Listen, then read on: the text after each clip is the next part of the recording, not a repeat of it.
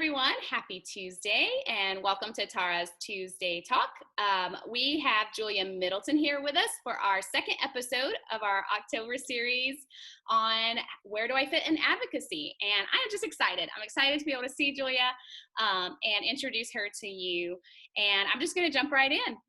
Julia, would you tell us how you learned about the work of Identity Mission? Yes. Well, we lived in Loudville last year and we did a lot of stuff with Abundant Life Church. And so we actually learned about it through the church and heard that there was a trip to Honduras. And really, we just got to know you guys all in Honduras. So I feel like we were really lucky because we got to go to the place where it's all happening. Yes. Yes. And so Abundant Life Community Church out of Loudville, New York is one of our top church partners in the States that they come down once a year. They do all kinds of events and fundraisers and advocating there in New York alongside of us. And they're just a great crew. And so they came and Julia came and just love our time with them here in Honduras. Unfortunately, we couldn't do it again this year, but hopefully next year when we come back around to getting to travel freely, we will be able to do that. And so that participation trip, Julia, what do you think impacted you the most during that time? Well, it was really amazing. I first decided to go because I trusted the church. I had heard a little bit about you guys, and my daughter was 12 last year, and I knew it would be a really great enriching experience for her and an opportunity to have some mommy-daughter time and serve together. And so that was really my reason for going. And then as soon as we started on the trip, I really enjoyed the church group. And then as soon as we landed, Erica and her husband, just getting to know them right off the bat, I could tell how earnest they were, how genuine they were, and how much they really loved the Honduran people and their mission. And I can't remember exactly what your question was, but that was my introduction. So I started with not a lot of expectations, except for I knew I could trust the situation, but instantly I felt God speaking to me like, this is new, this is fresh, and this is real. Like, you guys are actually addressing a lot of root issues, and you're there on the ground, and you're living the life that you're preaching. And I instantly kind of wanted to be connected to you guys deeper and longer term because of what I saw. That's wonderful. That leads right into my next question for you, Julia, is, so, you didn't just come on this trip and get the experience. You just decided when you went home to do something about what you saw and what you learned, and to continue to advocate for orphans alongside Identity Mission in various ways. And along with that, you said, hey, like, what's something in my skill and ability right here at home that I could do to spread the word and continue to advocate and partner? And so you've made a decision and you have an event coming up, and I would love for you to tell everybody about that. Yeah, I am going to host one of your gala in-home dinners. I think that's how you call it.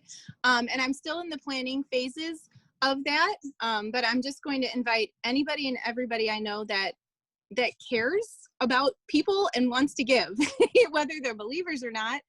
Everyone in my local area, I'm just going to invite them into my home. We're going to eat, we're going to learn together.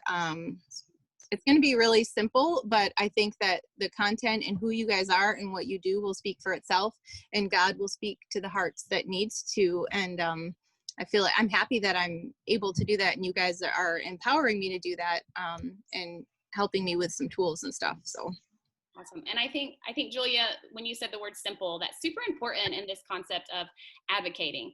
I think a lot of times we think, what can I really do? I'm not a missionary, or I'm not a nonprofit organization worker, or whatever it might be. And I think simple is the key. Like, take what God's given you, apply it, and just let him do the rest. And so I really love that you said that word, because I think we can feel overwhelmed sometimes with, what am I supposed to do? What's next? How can I do more for this thing, this cause I feel called to. So I think that's awesome. I think that's great, and I'm excited for you. I hope it goes well. Thank you. And then another question I have for you, you kind of spoke about it when you mentioned wanting to kind of pass on this life of missions, of caring to your daughter, but how else maybe has engaging in a cause and becoming an advocate affected your life personally? It's helping me to realize, especially in this year, that people really just want to know what's really going on, to get true information from people that they truly know, and they do want to help. There are so many people, especially in our country, that do have resources, and they often withhold from helping because they aren't sure exactly where their money's going, if it's money that they're giving. And so I think it's really exciting to be able to connect very simply, just person to person, just people that I know, and to be able to tell them your story and my story of going there. And I think there's way more people out there that want to help, that that we don't realize, and they're just waiting for you to be real with them, I guess, if that makes sense. Mm-hmm. Yes, it does, definitely. Well, Julia, what advice would you give to others watching on what they could do to consider next steps in advocating? Maybe they've gone on a mission trip, maybe they've done a fundraiser with their church, or maybe they're just researching and learning about something they feel called to by the Lord, whether it's orphan care or another area of ministry. What would your advice be to them for those next steps?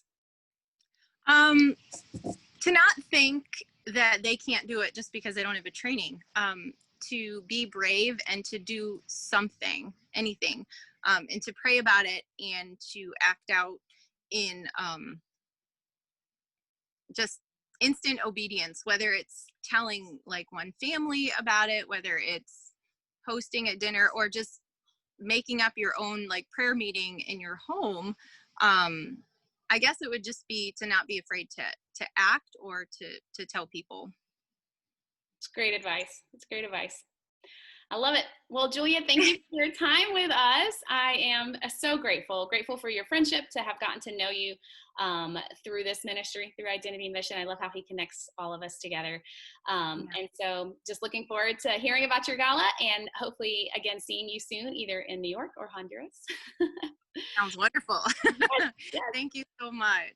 Thank you, Julia. And just a note to everyone, just a reminder, if you would like to take some of Julia's advice and dig deep into what might your next steps for advocacy be, you can see in the very first blog for this series, there's a link to a document that's free for you to download and print, and just kind of walk yourself through my advocacy steps plan on that sheet. So encourage you to just pray and sit with the Lord during this month of October, and just research, think, pray, and look and see what God may have for you. Thank you, friends. Have a great day.